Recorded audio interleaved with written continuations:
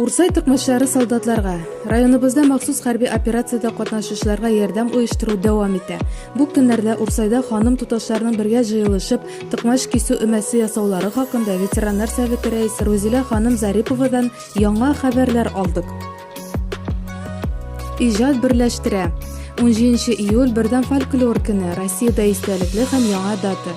Әлеге бәйрәмнең максаты илебез халыкларын фольклор сәнгатен өйрәнүдә берләштерү. Бу уңайдан Азнакай районында бердәм фольклор көнен зурлап билгеләп үттеләр. Азнакай ак калфаклылары Мөслимдә булып кайттылар. Азнакайда иң яхшы автоледи 2023 билгеләнде.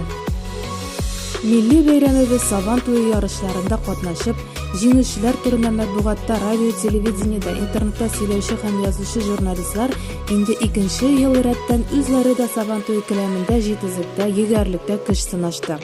Быел Питрәштә узган Сабан туенда кул көрәшендә Маякның баш мөхәррире Фәрхәт Шайхулов, ә инде аркан тартышуда хатын-кыз журналистларыбыз икенче урынны яулап кайттылар.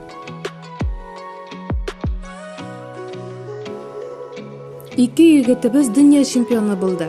Спортны үз иткән яшьләр шактый Азнакайда. Көрәш мәйданында үз исемнәрен булдырган Илфат Миңнегалиев белән Ислам Закиров нәкъ менә шундыйлардан. Мактауга лаек хезмәт. Райпо җитәкчесе Рафис Әхмәтовка Татарстан Республикасының атказанган халыкка хезмәт күрсәтү өлкәсе хезмәткәре исеме бирелде. Июльнең иң кызу көннәренең берсендә Азнакай халкы 14нче тапкыр Чатыр тау җыен фестивален уздырды.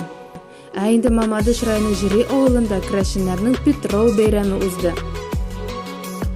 Әлеге һәм башка бик күп материалларны бары тик җомга 21 июль көнне чыккан Маяк газетасының яңа саныннан гына укып белә аласыз.